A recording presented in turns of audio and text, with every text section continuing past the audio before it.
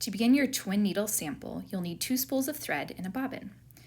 Make sure that you are placing your horizontal spool in with the plastic insert so that it doesn't fly off, and also make sure that the vertical spool holder has the sponge beneath it.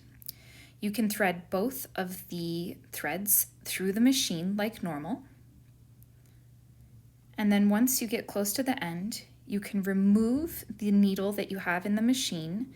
Make sure you have a regular presser foot, and you're going to insert the twin needle into the machine with the flat side facing back. Once you have secured the twin needle, you can continue to thread your machine and then thread one eye of the needle with one of your threads and the other with the other thread. So there should be one thread in the left needle and one thread in the right needle.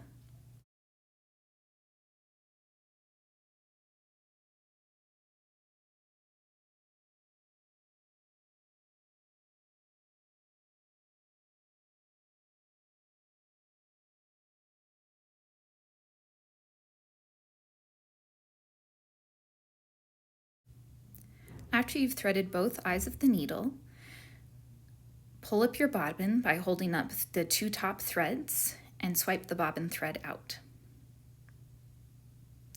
Next, you're going to change your stitch length to a 4. This makes it so that the fabric can continue to be stretchy. Using a piece of knit fabric with the greatest degree of stretch, you're going to press the fabric up 1 inch. Then you're going to lay the fabric underneath your presser foot the wrong way to make sure that the right needle is lining up with the edge of the fabric at the fold.